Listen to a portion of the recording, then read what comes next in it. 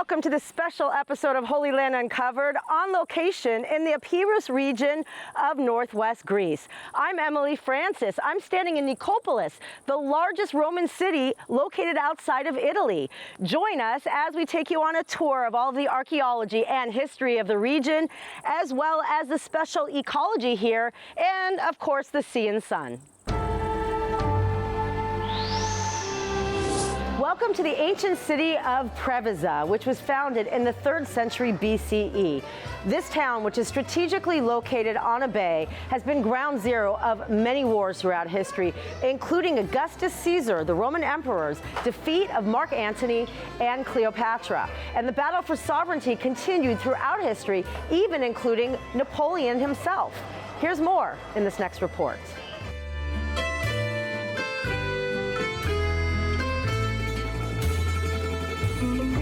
The sights and charm of the port city of Preveza comes right out of a storybook. Or actually, even a fairy tale. Preveza offers all the advantages of an island without any of the drawbacks. We have a magnificent coastline with the longest sandy beach in Europe. Imagine that 300 out of 400 species of birds in Europe live right here in the Abrasian Gulf. With a thriving nightlife and an extremely tight-knit family community, Preveza is all about staying in high spirits. Our history starts from 1949, immediately after the Second World War.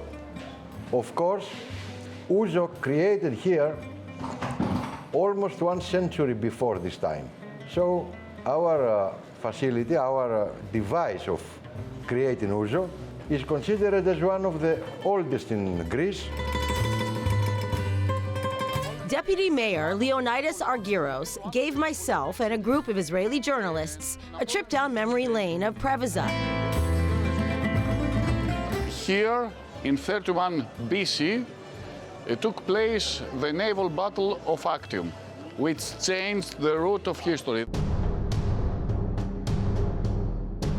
When there was Antony and Cleopatra, the great love, from the one side, and Octavian, the nephew of Julius Caesar, on the other side. The battle took place right here.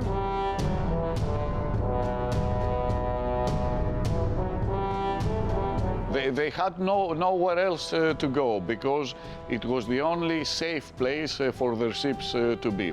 Really, they were trapped by Agrippa, the great genius, because he took the northern part of Preveza and he made them stay in the southern part where there were swamps and there were cases of malaria.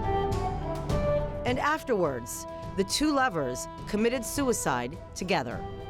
Antony and Cleopatra lost, and so here Preveza marks the end of the Respublica, of the Roman Republic, the beginning of the Roman Imperium, and also marks the end of the Hellenistic period.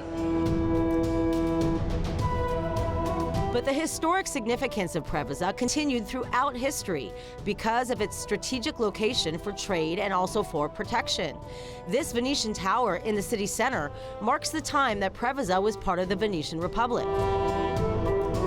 Napoleon made the mistake of leaving here a small guard. That guard had as opponent on the other side Ali Pasha. In the 18th century, Napoleon conquered Preveza and dissolved the Venetian Republic. But when he started focusing on the Ottoman Empire, he lost his way and his foothold.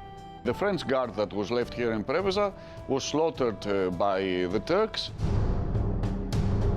There is the tale of the little drummer who kept on playing his drums until he was cut down by a Turk. And it is so famous that they have put this image in pastry and in chocolate boxes. The Jewish history of Preveza also runs deep, with centuries of Jews and Greeks working, living, and socializing together, until the Nazis came to Greece and sent tens of thousands of Greek Jews to Auschwitz. Older citizens of Preveza still remember with great sadness the day of the 24th of March when the German troops gathered nearly everybody of the Jewish community and they put them to Auschwitz. And now, because we feel that it should be done and it was long overdue, we are erecting a monument for the Holocaust of the Jewish community in Preveza. But in the coming months, we're going to have it here as our duty to the Jewish community of Preveza.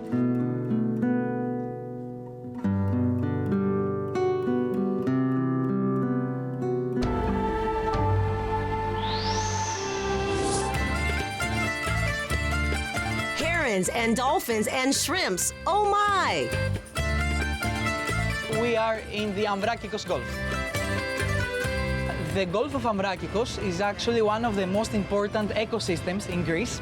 That's right. The 25-mile-long and 9-mile-wide shallow Gulf is an ecological paradise that has somehow survived the global warming crisis. And the three main reasons that I always like to mention why the fish like it here is first, the temperature, especially in the summer. The water is really warm.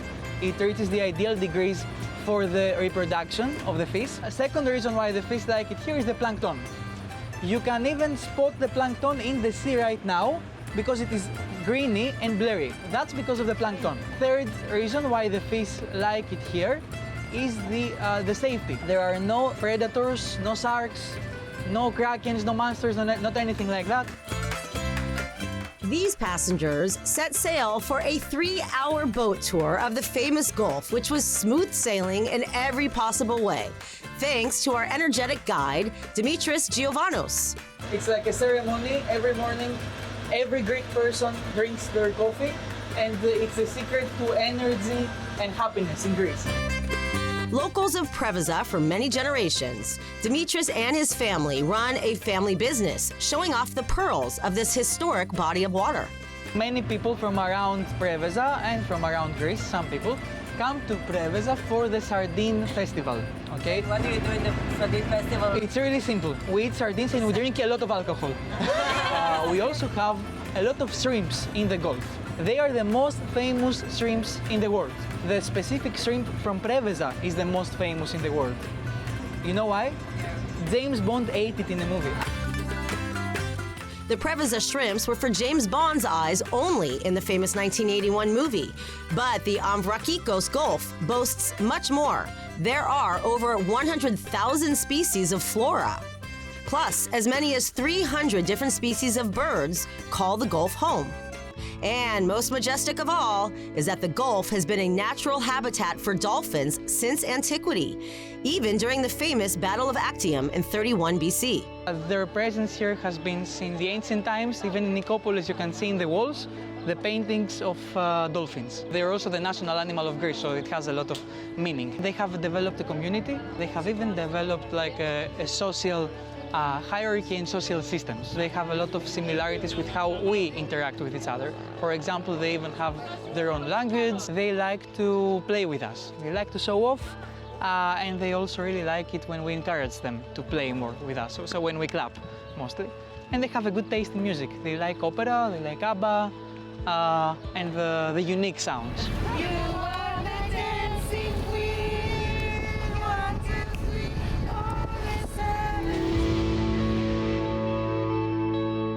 We're going to take a short break. Please don't go anywhere. When we come back, our Holy Land Uncovered adventure in Greece continues in more ways than one.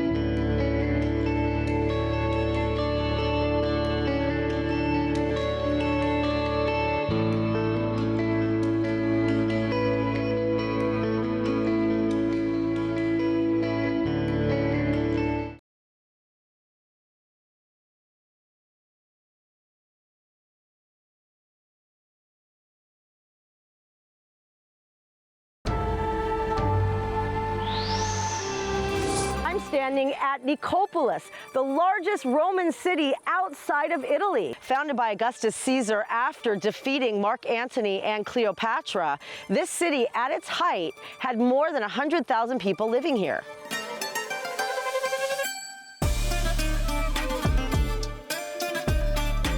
Nicopolis, a 14,000-acre symbol of victory of Octavian, also known as Augustus Caesar, over Antony and Cleopatra in the famous Battle of Actium. Afterwards, Octavian wanted to point out, wanted to emphasize that he was the almighty emperor, the conqueror of all the world.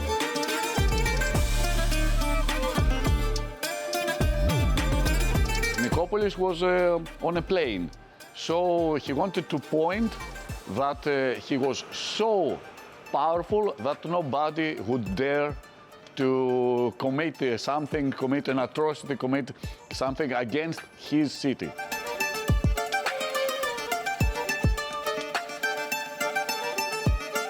The pure Roman kind of theater is right here. It is totally built. It doesn't use a hill or the slope of a hill in order to be erected. It is erected only architecturally. The splendor of the expansive Roman city of Nicopolis has been preserved like a time capsule for more than 2,000 years. This is one of the greatest sites. Everything you see around us has been excavated for about 100 years. For what the archaeologists say, it would need about 100 years more of excavation in order to get everything that we can get. Once Christianity came to Greece, a church stood here. And for centuries, these beautiful mosaic floors remain preserved underground. The particular thing about those mosaics is that they blend ancient Greek and ancient Roman themes with Christian themes. Here we have an amalgamation of Roman and Greek culture. And the thing that here, St. Paul passed through here, the ancient philosopher, the Stoic philosopher Epictetus lived here. It gives a gravity of importance which is enormous. Nicopolis and its treasures have withstood the test of time, even surviving barbarian attacks after the fall of the Roman Empire. Afterwards, when the barbaric tribes came here, we see that in the early Christian times, they built a fortification. In fact, archaeologists from all over the world have had such a field day that now there's a museum dedicated to the archaeological wonders that defined and beautified the City of Victory. The Museum of Nicopolis is the only dedicated museum to a Roman city in Greece.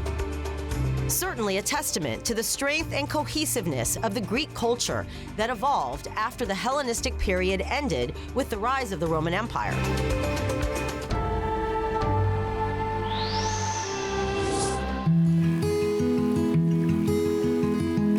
Yes, a river runs through it, the region of Epirus, which is a traveler and nature lover's paradise. Now we're between Voutsaras and Eklisochori village, and what separates these two villages is Kalamaz River. Kalamaz River is the longest river in Epirus. Here is where we start all the activities in the river, like rafting, canoe, kayak, all these activities. There is some let's say, river beach 100 meters from here, and you can either swim or wet your legs. Georgios Rados is the deputy mayor for the Zitsa municipality of Epirus, which consists of 57 villages scattered all over and with a population of 15,000.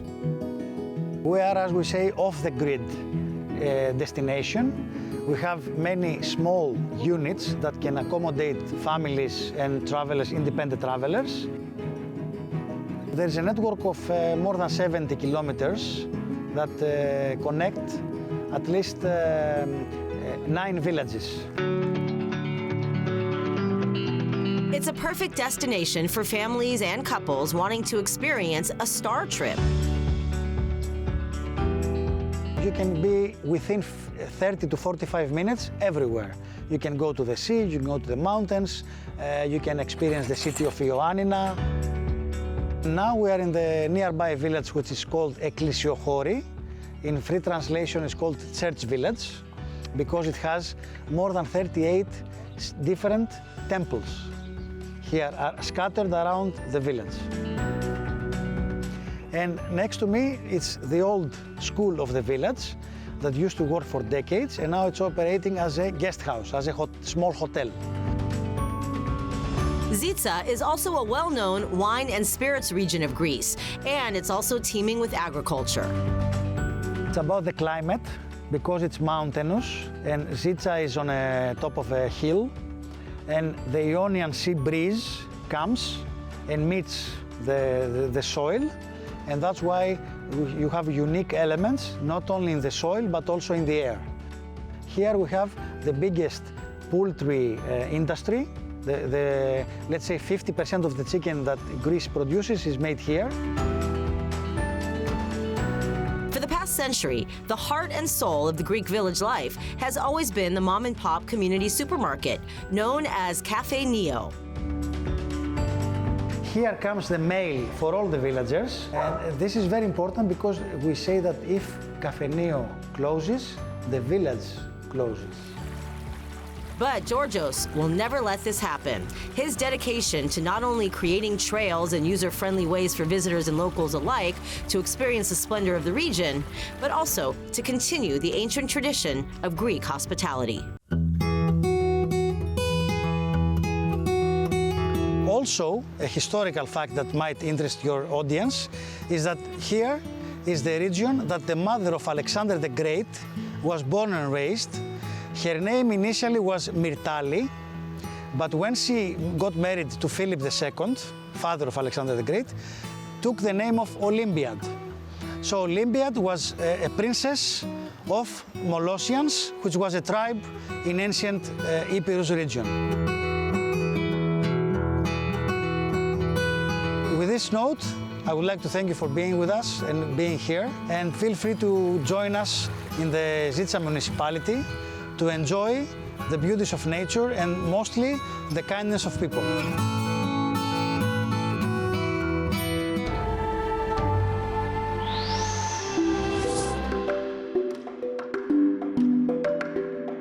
The stone bridges, homes, and monasteries dating back hundreds of years add to the storybook nature of Konitsa and the surrounding villages.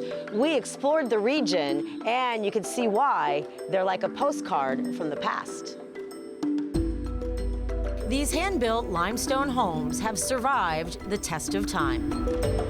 I think Konitsa, and especially the area that we are here, Kastanini, it's one of the most important villages in the whole area because it combines nature with architect and the environment. The architect and the engineers of the area, they used to live in Mastorochoria, and many of the architects will travel in all of Greece, even to America. With centuries of the stonemasonry culture of the Epirus region of Greece, even small towns like Kastanii are still solid as a rock. The geology of the area is very important also because it's protected, especially the Gorge of Aos is protected of the UNESCO. And the geology means that we have a lot of water in the area. Kastanii was a thriving, creative community of 900 people and lots of children. The name of them, they called daughter, the grandmother, and even the mother. I think the women in Epirus are very, very strong, and that's why the houses have their names. Yep, you heard that correctly. The homes are named after the women because they were the ones who literally held down the fort, while the men were away building and also during wartime. Women used to stay here all alone. They had to cultivate, they had to grow up the children, they had to protect from bandits and everything. So I think these women kept alive all Greece during First World War and Second World War. Cynthia Frides Dukas is one such strong woman, opening up Cafe Soiree about a year and a half ago with delicious homemade food and an amazing ambiance. When you are a person that makes a lot of things and suddenly you don't do anything, well, you need to do something. So we decided to open this small cafe and give the opportunity to the people that are living here to have a place to meet. Cynthia and her husband, Thimios, are 2 of the 30 permanent residents remaining in Kastanayi. Longtime professional ballerinas for the Athens Opera, the couple retired here to his hometown and are taking it upon themselves to keep the charm of this storybook village alive for tourists and for future generations.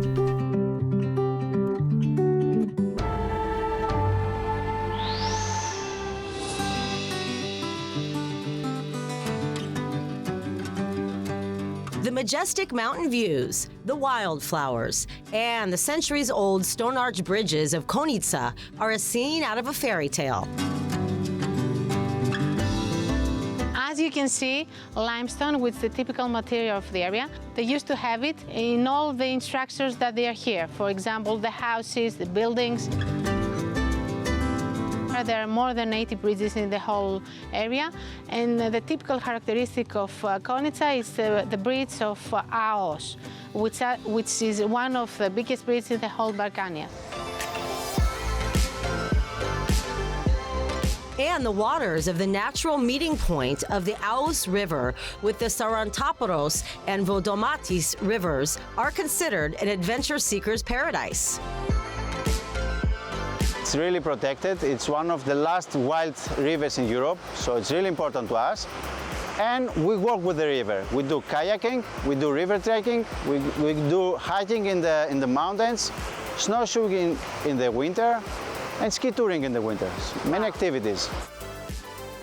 And I can tell you firsthand how much of a thrill it is just to take a short trip in a kayak to get a taste of what Alex Nikolopoulos' adventure company has to offer.